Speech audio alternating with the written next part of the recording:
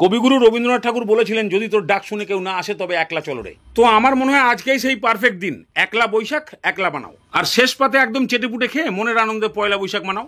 তাহলে আপনার সইয়ের দোকান থেকে দই নিয়ে এসে 50 গ্রাম টক দই জল ঝরানোর জন্য রেখে দিন ছাঁকনির উপর। মাত্র 20 মিনিট লাগবে, হেভি টেস্ট। এবার একটা ছোট বাটির মাপ করে একদম হালকা গরম জল 2 বাটি ওই বড় বাটিতে দিয়ে দিন।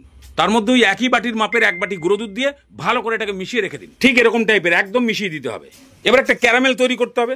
তো ওই একই বাটির মাপের হাফ বাটি চিনি একটা গরম প্যানের মধ্যে দিয়ে দিন। প্রথম অবস্থায় কোনো খোঁচাখুচি না, গ্যাসের ফ্লেমটাকে মিডিয়াম রেখে গলতে শুরু করবে তখন আস্তে আস্তে নাড়িয়ে এটাকে পুরোপুরি গলান। অনবরত নাড়তে থাকুন। কালার চেঞ্জ হতে শুরু করলে গ্যাসের ফ্লেমটাকে একদম কমিয়ে দিন। কন্টিনিউ নাড়িয়ে চাড়িয়ে যখন দেখবেন ঠিক এরকম কালার চলে এসছে তখন গ্যাসের ফ্লেমটাকে একদম অফ করে দিন। এবার আবার সেই সত্যযুগের বাটিটা নিয়ে আসুন, সেই বাটির 1 বাটি জল এর মধ্যে আস্তে আস্তে করে ঢেলে দিন। এই সময় এটা প্রচুর গরম আছে, আর নাড়ালেই দেখতে পাবেন মনে হবে যেন সব জমাট বেঁধে গেছে। ভয় পাবার কিচ্ছু নেই, জলের সঙ্গে ভালো করে গোলাতে থাকুন, সব গুলে যাবে। এবার পাউডার দুধ দিয়ে যে লিকুইডটা তৈরি করেছিলেন সেটাকে পুরোটা ঢেলে দিন। গ্যাসের ফ্লেমটাকে হাই করুন। এলাচের গন্ধ যদি পছন্দ করেন 2টো ছোট এলাচ ফাটিয়ে দিয়ে দিন। দুধ তৈরি করতে গিয়ে 2 বাটি জল দিয়েছিলেন, ক্যারামেল তৈরি করতে গিয়ে 1 বাটি জল।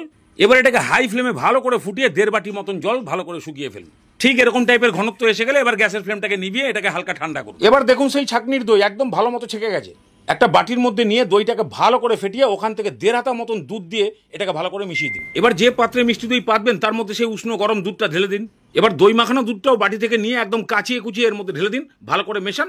এবার এটাকে জমাতে হবে, মাত্র 20 মিনিট লাগবে। একটা কড়াইতে স্ট্যান্ড রেখে জলটা সামান্য ফুটে গেলেই ওই দুধের বাটিটা বসিয়ে দিন। ঢাকনা দিয়ে মিডিয়াম ফ্লেমে 20 মিনিট স্টিম করুন। 20 মিনিট পরেই গ্যাসের ফ্লেমটাকে বন্ধ করে দিন। এইভাবেই রেখে দিন পুরোপুরি ঠান্ডা হোক। পুরোপুরি ঠান্ডা হয়ে যাবার পরে দেখুন এই পজিশন, দেখুন একদম জমে গেছে। কিন্তু মিষ্টি দই ঠান্ডা খেতে হবে একটু, 1 ঘন্টার জন্য ফ্রিজে রেখে দিন।